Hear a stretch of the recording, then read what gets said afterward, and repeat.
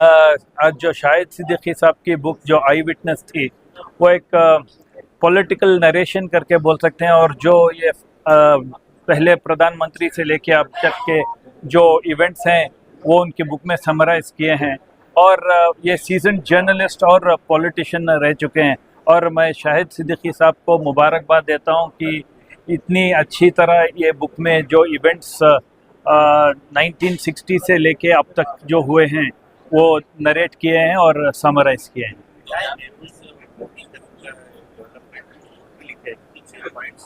देखिए, वो हर दौर का एक एक नरेशन किए हैं।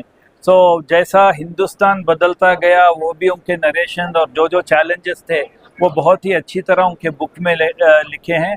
और जो पास में उनकी जो पर्सनल एक्सपीरियंसेस इन लीडरों के साथ थी वो अच्छा नरेट किए हैं। और जो आने वाले जो अब की जनरेशन है और आने वाली जनरेशन को ये बुक पढ़नी चाहिए। और जो जो पॉलिटिकल इंटरेस्ट रहता है और जो करंट अफेयर्स का इंटरेस्ट रहता है ये बुक पढ़नी चाहिए।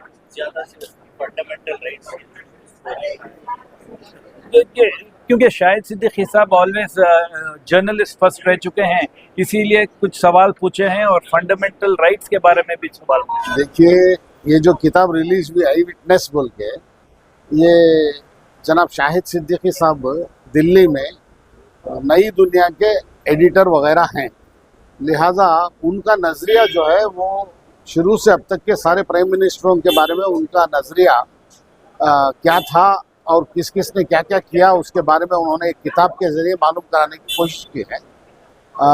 उस किताब का नाम है आई विटनेस, जिसको इसके ज़रिए उन्होंने सारे प्राइम मिनिस्टर्स तकरीबन जवाहरलाल नेहरू से अब तक के सारे प्राइम मिनिस्टर के बारे में उन्होंने जिस किसी से मुलाकात की और क्या क्या बातें की और उन्होंने क्या पॉलिसियाँ इख्तियार की उसके बारे में उनके ख्यालात का इजहार करने के लिए किताब लिखी है।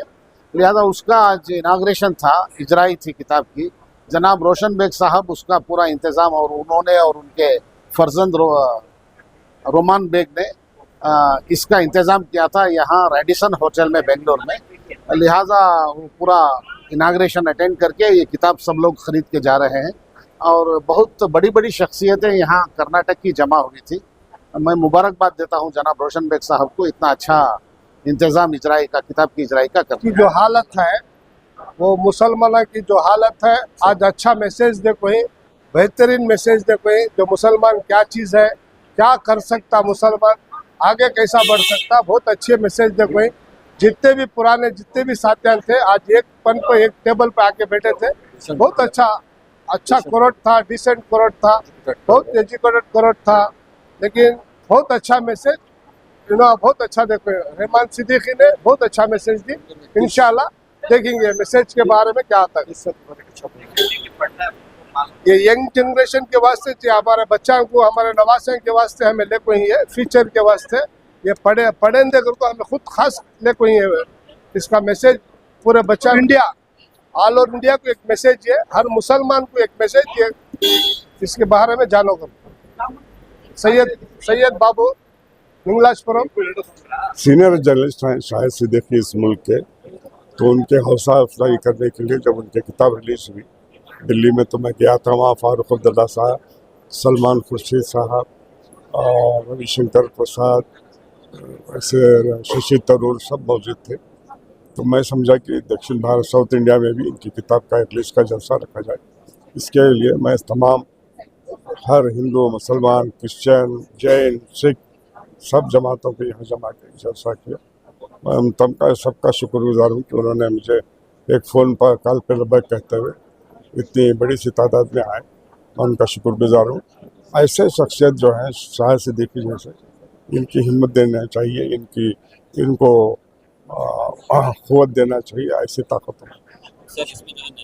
मेरा मैसेज ये है कि पढ़िए और जानिए और सच्चाइयाँ पहचानिए। कौमें बनती हैं जब वो पढ़ती हैं, जानती हैं, पहचानती हैं। और इस्लाम जो मुसलमान है उसके लिए पढ़ना बेहद ज़रूरी है, क्योंकि अल्लाह ताला ने फ़र्ज़ कर दिया उसके लिए इल्म हासिल करना। और इल्म जो है वो सिर्फ सुनने से नहीं होता, वीडियो देखने से नहीं होता, इल्म के लिए किताबें पढ़नी होती हैं। आप पे किताब नाजिल की गई थी, आप किताबों की इज़्ज़त करना सीखिए, ये मेरा पैगाम है। और मेरी किताब का मकसद सिर्फ यही है कि लोगों को तक सच्चाइयाँ पहुँचें। जो मैंने अखबार से काम किया सारी ज़िंदगी, अब वो मैं किताब के ज़रिए कर रहा हूँ ताकि ज़्यादा से ज़्यादा लोगों तक पहुँच सके। बहुत शुक्रिया जी। कोई मुश्किल का सामना नहीं करना पड़ा, अल्लाह ताला ने हर मुश्किल आसान कर दी, मुझे किसी मुश्किल का सामना नहीं करना पड़ा। बहुत बार जेल चला गया, मेरे वालिद भी जेल चले गए, लेकिन मैं उसे मुश्किल नहीं मानता, मैं उसे एक रास्ते का आसानी मानता हूँ, क्योंकि जब तकलीफ आती है तभी आदमी सीखता है। इसलिए तकलीफ़ों को मुश्किल नहीं मानता, मैं तकलीफ़ों को सबक मानता हूँ। आई विटनेस का जो शाहिद सिद्दीकी साहब ने किताब लिखी है, कहीं ना कहीं ये देश के अंदर सियासी शऊर नहीं है, ये समाजी शऊर है। जो उनका अनुमान है, eyewitness India from Nehru to Narendra Modi, Nehru ji को भी यन लगता है, नरेंद्र मोदी जी को भी यन लगता है। ये दो यन में बहुत फ़र्क है। जिस तरीके से मुसलमानों ने देश की आज़ादी से लेकर अब तक अपने वक़ार के लिए, अपने काम के लड़ खड़ा रहे हैं, इसको बनाने के लिए, इसकी मजबूती के लिए शाहिद सिद्दीकी साहब एक ऐसे प्लेयर हैं जिनका इनके वालिद गांधी जी से पहले सियासत में ख़दम रखा था। यह दिल्ली में भी इसका इंतहा हुआ किताब का, और बेंगलुरु भी इंतहा हुआ रोशन बेग की सदारत में, बेग साहब की सदारत में। आज जो प्रोग्राम हुआ, कहीं ना कहीं इतने पढ़े लिखे, जानदार, समझदार लोग बैठे थे।